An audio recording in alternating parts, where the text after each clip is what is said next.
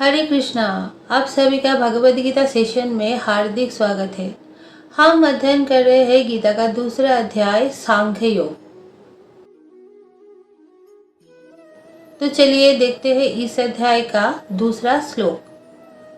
श्री भगवान उवाच कुतस्त्वा कश्मलमिदं विषमे समुपस्थितम् अनार्यजुष्टम् असर्गम् अकीर्तिकरम् अर्जुन। कुतस्त्वा, कुतः प्लस त्वा, कुत किस कारण से, कहाँ से, त्वा तुम में, कश्मलम मैल, मोह, इदम यह, विषमे विपद काल में, समुपस्थितम उपस्थित हो गया। तो किस कारण से, कहाँ से तुम में ये मैल उत्पन्न हो गया, कैसे तुम्हारे मन में ये मोह उत्पन्न हुआ, कैसे तुम्हारे मन में ये विचार आया, बताओ। भगवान ये अर्जुन से पूछ रहे हैं। पर रहस्य की बात है, यहाँ पे भगवान ने ही ये किया है। अर्जुन को नहीं पता। अर्जुन जेन्युइन दुख में ही है, उसको नहीं पता। पर उसके मन में जो विचार अभी है, इसके जिम्मेदार कौन है? भगवान ही है। किसने कहा था कि अर्जुन देख लो अच्छे से तुम्हारे सामने कौन कौन है, कौरवों को अच्छे से देख लो।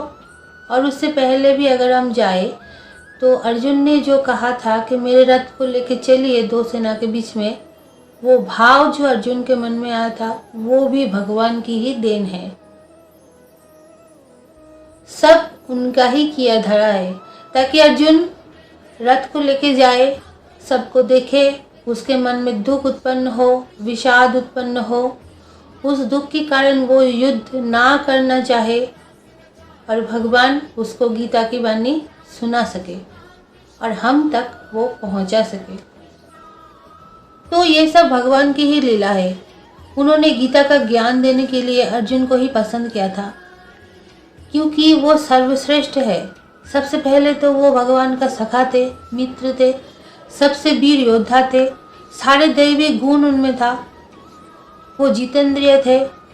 एक बार जब पांडव वन में थे तो एक गंधर्व को हराने का बात आया था और उस गंधर्व को वरदान था कि जो कोई भी 1 वर्ष तक ब्रह्मचर्य का पालन कर रहा होगा वही उसको हरा पाएगा।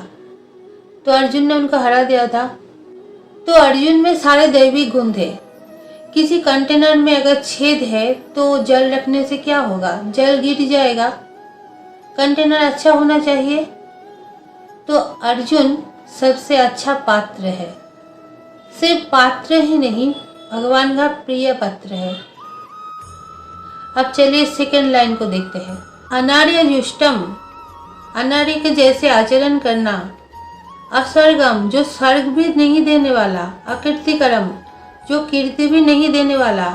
तो पूरा अनुवाद है, श्री भगवान ने कहा, हे अर्जुन, तुम्हारे मन में ये कलमश आया कैसे? ये उस मनुष्य के लिए तनिक भी अनुकूल नहीं है जो जीवन की मूल्य को जानता हो। इससे उच्च लक्ष्य नहीं अपितु अपयश की प्राप्ति होती है।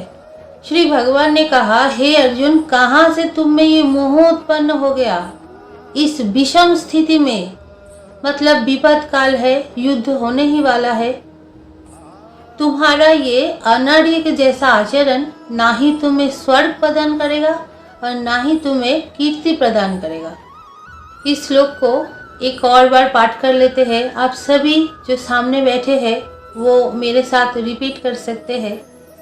श्री भगवान उवाच कुतस्त्वा कश्मलम इदं विषमे समुपस्थितम् अनार्यजुष्टम् असर्गम् अकीर्तिकरम् अर्जुन। कुतस्त्वा कश्मलम इदं विषमे समुपस्थितम् अनार्यजुष्टम् असर्गम् अकीर्तिकरम् अर्जुन।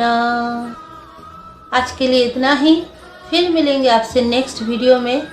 तब तक के लिए आप सभी इस चैनल को सब्सक्राइब कीजिए, लाइक कीजिए और कमेंट्स करके अपनी मन की बात हमसे शेयर कीजिए।